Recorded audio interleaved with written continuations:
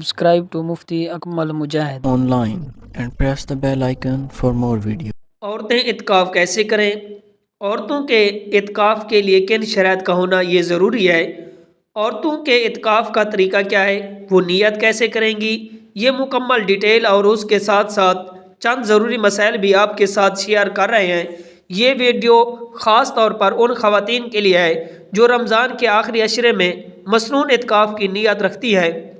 ایسی تمام خواتین کے لیے یہی مشورہ ہے کہ اس ویڈیو کو مکمل اور توجہ کے ساتھ سنیے اور پھر جو مسائل شیئر کر رہے ہیں انہیں بڑے دھیان کے ساتھ سمجھیں۔ سب سے پہلے تو یہ بات جاننی ہے کہ رمضان کے آخری عشرے میں مصنون اعتکاف کی فضیلت اور برکت کیا ہے، اس پر کتنی اجر و ثواب ملتا ہے۔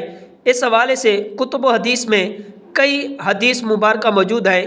ان میں سے ایک حدیث مبارک کہ نبی کریم رؤوف الرحیم صلی اللہ علیہ وآلہ وسلم نے ارشاد فرمایا، جس نے رمضان کے آخری عشرے میں اعتکاف کیا تو اس کے لیے 2 حج اور 2 عمرے کا ثواب عطا کیا جاتا ہے۔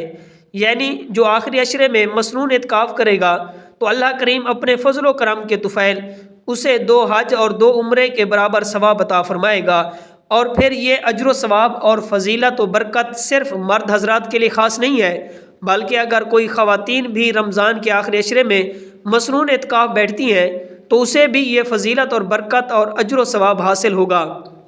تو یہ ہے مختصر اور جامع فضیلت و برکت اور اجر و ثواب مصنون اعتکاف کے کرنے کا۔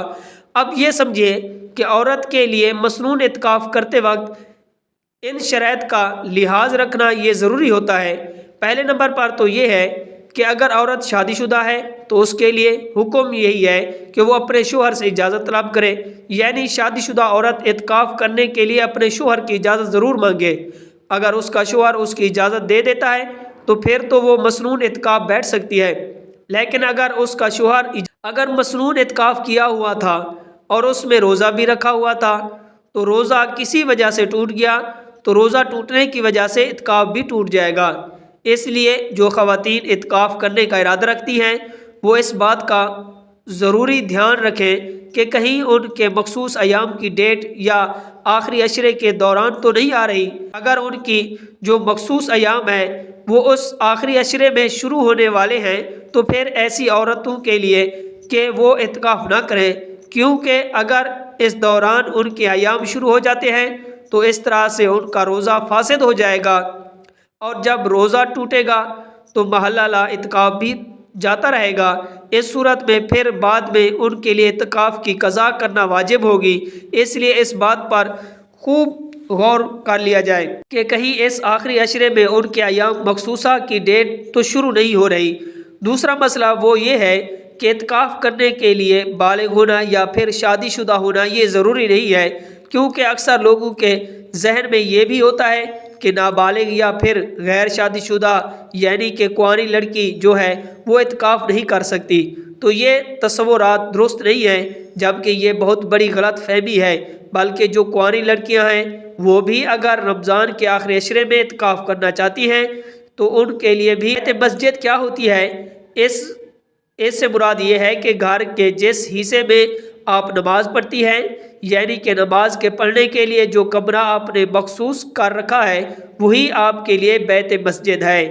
لیکن اگر کوئی ایسی خاتون ہے کہ جس نے گھر میں کوئی جگہ نماز یا عبادت کے لیے متعین نہیں کر رکھی، کبھی کہیں تو کبھی کہیں کسی کمرے میں نماز پڑھتی ہے تو کبھی کسی اور کمرے میں نماز پڑھ لیتی ہیں، تو اب وہ کسی ایک جگہ کا تعین کریں، ایک جگہ کو خاص کر لیں۔ میری گھر کی مسجد ہے، میں یہاں پر نماز ادا کیا کروں گی، وہ اپنی اس جگہ کا تعین کر کے اعتکاف کی نیت کر کے پھر بیٹھ جائے، اب اس کی بیت مسجد ہو جائے گی۔ یہ تو تھا مسئلہ کہ گھر میں کس جگہ پر عورتوں کو اعتکاف کرنا چاہیے۔ اب یہ سمجھیے کہ عورتیں اعتکاف کے دوران کیا کام کر سکتی ہیں، کیونکہ اس حوالے سے کافی ساری خواتین سوال کرتی ہیں، کیا ہم اعتکاف کی حالت میں گھر کے کام کاج کر سکتی ہیں، یعنی کہ کھانا بنا سکتی ہیں، کپڑے واش کر سکتی ہیں، یا پھر گھر کی صفائی ستھرائی کا کام کر سکتی ہیں؟ تو یاد رکھ لیجئے، اعتکاف کی حالت میں آپ کے لیے یہ کام کرنا جائز نہیں۔ اگر آپ نے بغیر کسی شرعی عذر کے اپنی بیت مسجد یعنی کہ جو جگہ اعتکاف کے لیے متعین کی ہے اس جگہ سے اگر آپ بھول کر بھی باہر نکلی ہیں تو آپ کا اعتکاف ٹوٹ جائے گا۔ اب شرعی عذر سے مراد یہ ہے کہ آپ کو واش روم بھی یوز کرنا ہے، وضو کے لیے بھی جانا ہے، یا پھر غسل کی ضرورت پیش آ گئی تو یہ چیزیں شرعی عذر ہے، ان حالتوں میں آپ باہر نکل سکتی ہیں۔ اس کے علاوہ گھر کی صفائی کرنے کے لیے، کھانا بنانے کے لیے یا پھر کپڑے واش کرنے کے لیے نکلنا یہ شرعی عذر نہیں ہے، اس سے آپ کا اعتکاف جو ہے وہ ٹوٹ جائے گا۔ ہاں اگر کوئی کام کاج ایسے ہیں جو آپ اپنی بیت مسجد میں بیٹھ کر کر سکتی ہیں، مثلا سبزی بنانا یا افطاری کے لیے فروٹ وغیرہ بنانا، یہ کام آپ اپنی جگہ پر بیٹھ کر کر سکتی ہیں، تو ایسی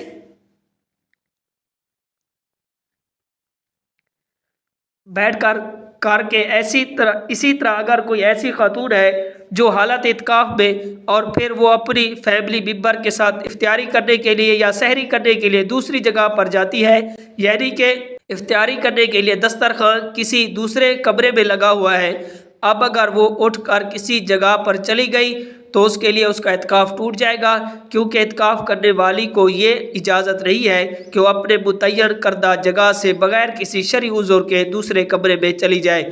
اگر وہ فیملی ممبر اس کے اعتکاف والی جگہ پر اگر سحری افطاری کرتے ہیں تو پھر یہ جائز ہے، اسی طرح سے اس کا اعتکاف بھی نہیں ٹوٹے گا۔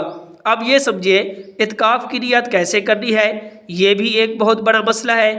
یاد رکھیے کہ نیت جو ہے وہ اصل میں دل کا پختہ ارادہ ہے۔ 20ویں روزے کا سورج غروب ہونے سے پہلے آپ بیت مسجد میں داخل ہو، وہاں پر جا کر آپ دل میں یہ ارادہ کر لیں کہ میں اللہ کی رضا کے لیے رمضان کے آخری عشرے میں مسنون اعتکاف کی نیت کرتی ہوں، تو بس یہی نیت کافی ہے، لہٰذا دل کا ارادہ ہی اصل نیت ہے۔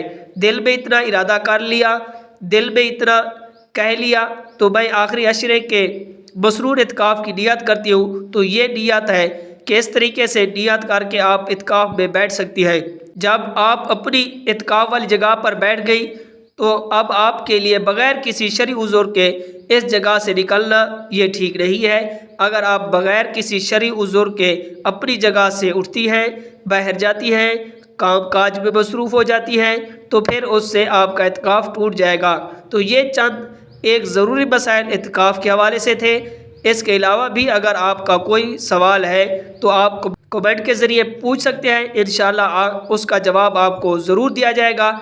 تو ثواب کی نیت سے آپ اپنے دوسرے مسلمان بھائیوں اور دوستوں کے ساتھ اس ویڈیو کو شیئر کریں۔ اللہ تعالی ہم سب کا حامی و ناصر ہو۔ السلام علیکم ورحمۃ اللہ۔ Subscribe to Mufti Akmal Mujahid online and press the bell icon for more videos.